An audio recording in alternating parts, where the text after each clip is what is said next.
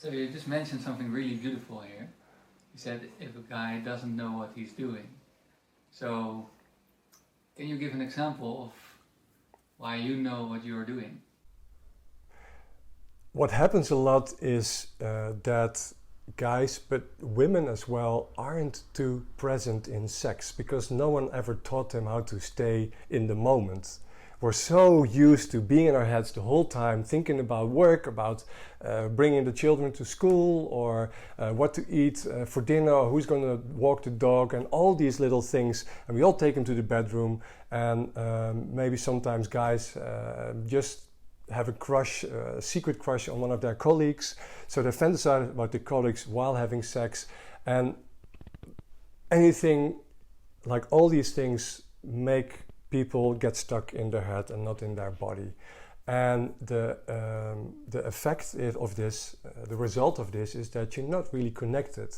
You're not really there in the moment. You're basically in your head doing the thing that you've always done, enjoying sex to a certain extent, maybe just the physical moving part that's there, but you're not really tuning in to your partner. And if you don't tune in, you don't really see what's happening to the other. And that makes it very difficult for a woman to relax into what's happening, because if she looks at her man, maybe that's why most women and men are used to having sex with the lights off, so you can't see that the other one isn't really there. If they look up and they see the guy is anywhere but with them, how would that make them feel? They don't feel seen, they don't feel safe. If the guy is penetrating them already, it's actually a painful experience. Like, you look up and there's this man not there while he's having sex with you, totally lost in his own sensations, with his own cock, with his own feelings, and there's no one to hold space. I talk from an experience where it's completely different, where you actually do connect in a very deep level, where you really feel what's happening with the other one, because you can feel it in your own body. You're that well attuned to each other.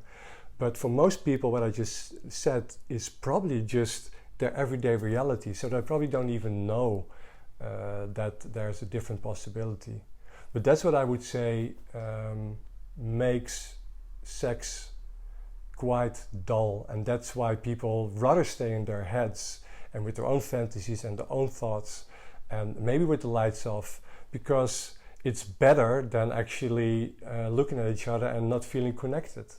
But as soon as you've seen the other side, what I know is possible, then you understand, like, wow, these thoughts, these fantasies aren't interesting at all. It's much more fun to stay with each other and really get very interested and curious, like, what happens if I do this? What happens if I touch you like this?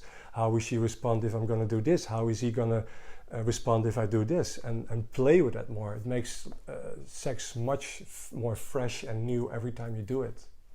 So can you give examples of the things that you actually do to a woman? Because you say, hey, there's different things I can do. Can you mention some specifically?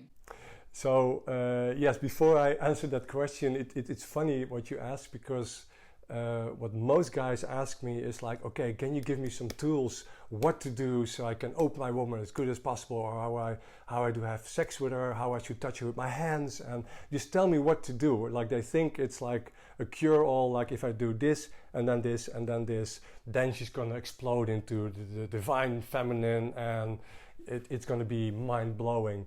And the funny thing is, it doesn't work that way. So yeah, sure, you can do anything, whatever. It can be what you said, like touching the bum, or maybe pinching the nipple, or licking her armpit, or just giving her a hug, or saying something very naughty to her, or saying something cute to her, giving her a compliment.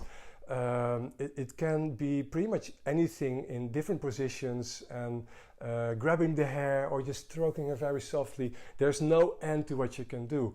But the whole point is, even now saying it, it's just something that comes from my mind, and that makes it per definition already not as fresh as it can be during sex. So the only thing that works, and I understand, I speak from experience, and it takes a while before you really get there, and you can always go deeper and learn more, but is to really fall into the moment and trust your senses to know, like to pick up on little cues. And it's not that I think like, okay, so last time I pulled her hair, then looked her in the eyes, and then kissed her, and then it doesn't work. So in any moment it's like, hey, all of a sudden I feel this urge to do something, and I follow that urge without restraining myself.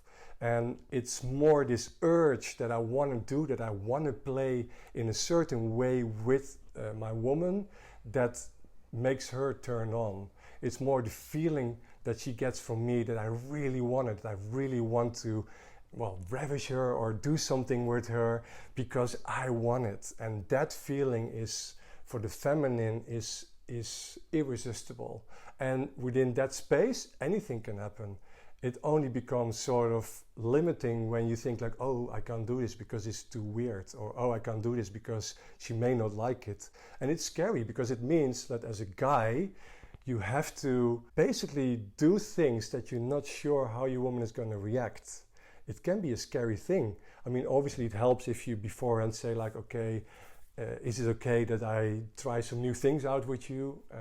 It helps to create a framework to feel more safe if you want to explore what's possible in sex. And she can say, well, yeah, everything is fine, but please don't pinch my nipples, or I don't like you if you smack my bum, or not in this position, please. So you know what not to do.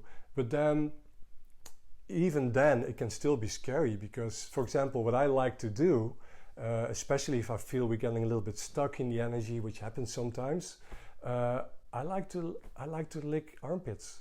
I don't know why, I like it. And it's maybe weird, but I just like it. It tickles, it's fun, it gives me this naughty feeling of horniness.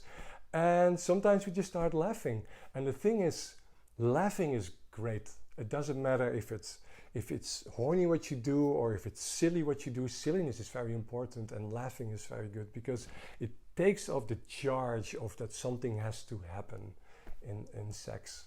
So yeah, basically you can do anything you can possibly think of, but then you shouldn't think of it. It should sort of come up and then you do it. You act on your impulses.